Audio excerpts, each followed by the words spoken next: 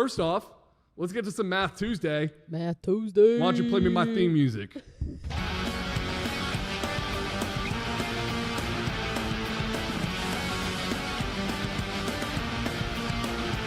Math Tuesday.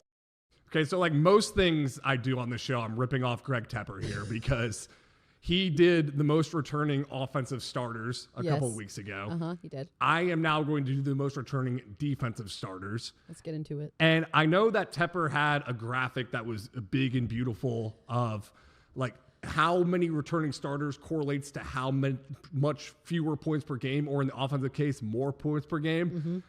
I could not prepare that because Tepper is actually an Excel wizard. This is off the dome. This is right here, Carter's brain. Yeah, but you don't get an Excel spreadsheet from me. I'm the guy who shows up to the job application and says, yeah, I'm proficient in Excel because I can do the little drop-down arrow and do. If I have one in a box, I can do that drop-down and count down all of them. That trick is so cool. Do you want me to teach it to you, by the way? Yeah, after maybe final thoughts. Okay, final thoughts. There we go. So I just know that if you're returning a lot of defensive starters, your defense is going to be a lot better. And there's 3 teams in Texas high school football who are returning all 11 starters.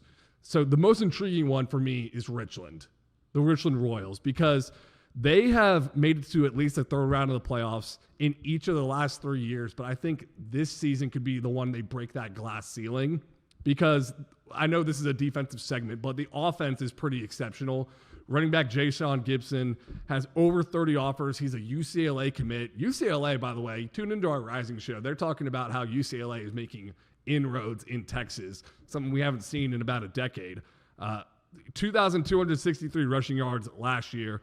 And then the quarterback, Brett Cates, is back. Coach's son, first guy in, last guy out, all those cliches. He's a really freaking good football player, son of Jed Cates there, the head coach. But they could have one of the best defensive lines in Class 5A. 2 all-district defensive ends in Gage Goodwin and Jevariah Newble. I hope I pronounced that right. Carter Yates known as pronouncing things correctly all the time. That's one thing you can say about me. And then first-team all-district interior defensive lineman Quade Williams. So I am really high on Richland this year. I think it's the year they make the biggest playoff run in program history. And you know, Coach Cates talked to us about that in his questionnaire and saying, like, the standard has leveled up and just being okay is not okay anymore. The last 2 teams that are returning 11 starters on each side of the ball is Colmsdale and Pasadena Rayburn. So both these teams are a different category from Richland. They did not have as much success last year. They're hoping for more success with all these returning starters back. Colmsdale has 1 winning season since 2013. Coach Chris Hicks coming into his second year. And most districts, I'll tell you, because, you know, on our questionnaires that we get from all the coaches in Texas, we put on our magazine the projected district finish. And this is something that everyone gets so mad about about for. When I go out to 7-on-7, people think hey, you're working Dave Campbell's with your shirt. Why'd you pick Decatur 4th place in district? Well, sir, it wasn't really me. It was actually the coaches. It's an amalgamation, a combination of what the coaches in your district think. But we'll take the heat for it. I'm just glad people are reading it. Most coaches have predicted Colmsdale to get 4th place in the district. And I want to talk about these guys because the senior Dean Yates is the district co-utility player of the year coming back. He's actually my cousin in VNA. Oh, let's go. So I'm just kidding. No, he's not. I wish he was. I believed you. 3 all-district linebackers returning. And I think Colmsdale could potentially get their first winning season since 2013. Now, Pasadena Rayburn, on the other hand, it's going to be a tougher road because they are in a district with Shadow Creek, Pearland Dawson, and Manville. And they have not made the playoffs since 1997. Their last winning season was 2004. But Coach Sergio Gonzalez is entering his 5th year and says this is the strongest team he's had yet. So if there was ever a year to make the playoffs, it's now in 2026. So I'm going to have my eyes on Pasadena Rayburn. Now, there's a ton of teams with 10 returning starters. You can go check out this entire piece that I wrote on TexasFootball.com. I'm just going to cherry pick some of the teams that return 10 starters on defense and why I think they could be really intriguing. First one's Goldthwaite. 8-4 record was the best season since 2015, and they return 2 first-team all-district linebackers and 2 first-team all-district secondary players. Those linebackers, by the way, Hagen Greenway, Walt Thompson, Both had over 125 tackles. Both about 6'2", 230, just big dudes up front, setting the tone of the defense. And then Nederland is super intriguing to me because I've got a sneak peek of the magazine, guys, and I also wrote about them as a Class 5A team to buy stock in. In the magazine, we say they could be the most improved team in Texas. So the Scott Rich tenure so far, 2 years at the helm, they start off 7-1 and since have gone 3-10. So it's kind of a Jekyll and Hyde scenario. I think they're going to look more like the 7-1 team in Scott Rich's third season because they returned 17 starters and got help from an 8-2 JV team and an undefeated freshman team. So the cupboard is far from bare out in Nederland. I cannot wait for that Nederland PNG rivalry game. One of the, I don't know if it's the most underrated rivalry in Texas, but it's definitely one of the most passionate rivalries in Texas. Richards and Berkner. Sorry, I already talked about Nederland. Richards and Berkner is my other team I'm really intrigued about because Coach Trey Bryant led the team to a 7-4 record last year, which was the highest win total since 2011. They got two guys I'm really intrigued about. Corday Foreman is a do-it-all athlete. He's a wide receiver, defensive back, first-team All-District in the secondary. He's actually the younger brother of current Oklahoma State player Kobe Foreman, who we had commit live on our airways 2 years ago at Summer 7-on-7. So shout out the Foreman family. But then VNA, they have this defensive lineman named Caden Carter.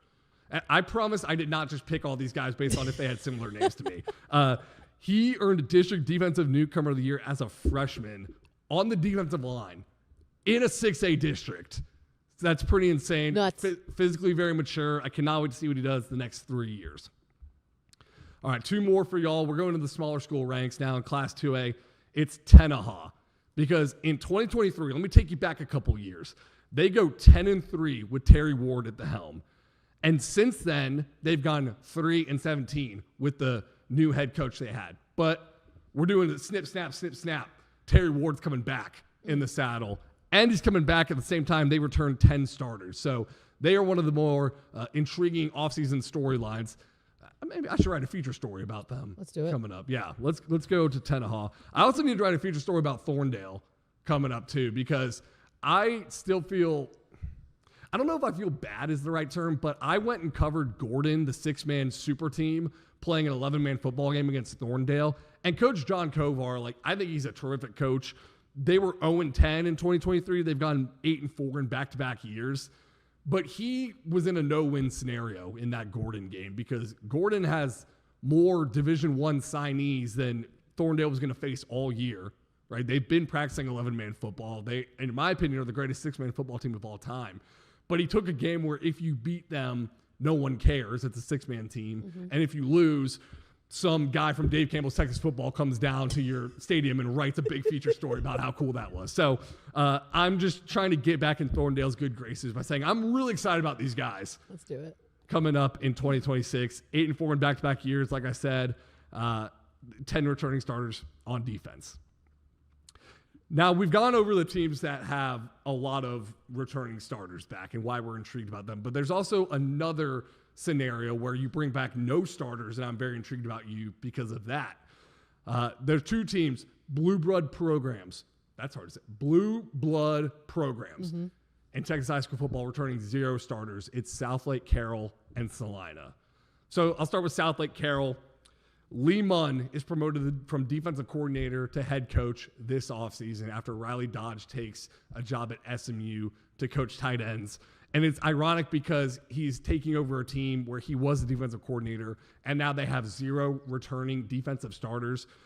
But again, in Southlake, these guys are a football factory. There's not, I know they have 0 returning starters, but they have guys who have played a lot of varsity football. And I just want to say some names for the first time that I think we're going to be talking about as all-district, all-state type players on their defensive line. Okay. DeMarcus Ware Jr., first of all. Yes, that DeMarcus Ware. I love how you've never heard this name before. DeMarcus Ware, the greatest defensive end ever for the Dallas Cowboys. His son is at Southlake Carroll now. Des Taholo, Leone Vianuku, Mapa Vianuku, and Kyle DeRoss. You know what I love about that is we got some Samoans on the defensive line for Southlake Carroll. Samoans, the group of people culturally you do not want to mess with. They are the toughest group. Vinay, can you agree with that? Can we all get behind that on this show? Yes, I can agree with that. I can get behind that. I want those dudes on my defensive line. Never want to fight those guys. And Coach Lehman said defensive line is going to be the strength of their team, he thinks, on the questionnaire. So very excited about Southlake. Okay, Salina.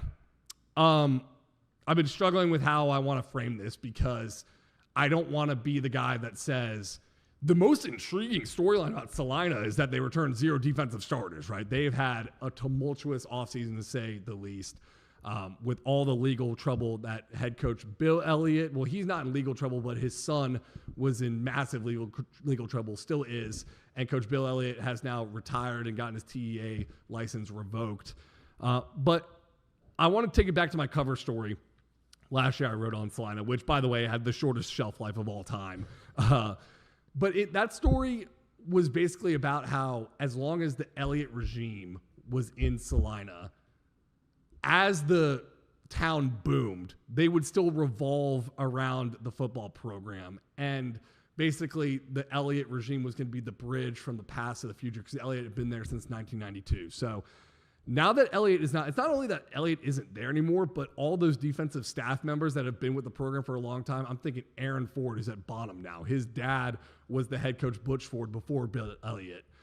All those guys are now leaving Salina, and it's a completely new era. It's new coach, it's almost entirely new starters, and it's an entirely new classification. They're going from 4A to 5A, and I think Salina is intriguing this year because we're going to find out, are they going to be a blue blood still in Texas high school football? Are they ready for 5A? Are they going to look different but still have the same dominance? Or, and I know Salina fans would hate to hear this, are they going to kind of turn into that Frisco type city where there's so many high schools now opening up and it dilutes the talent pool? I know the Salina school has not opened yet, but they're coming. There's going to be about 4, I think, by 2040 or something like that. So those aren't exact numbers, but I know that was part of my story. They're building up and getting ready to open more high schools. So I think this year, it's going to be an uphill battle for Coach Mark Bindle. But I think he is a very important coach for that high school to see if they can maintain their same dominance. All right, that's going to do it for the most and least returning defensive starters in Math Tuesday. Math Tuesday. Math Tuesday.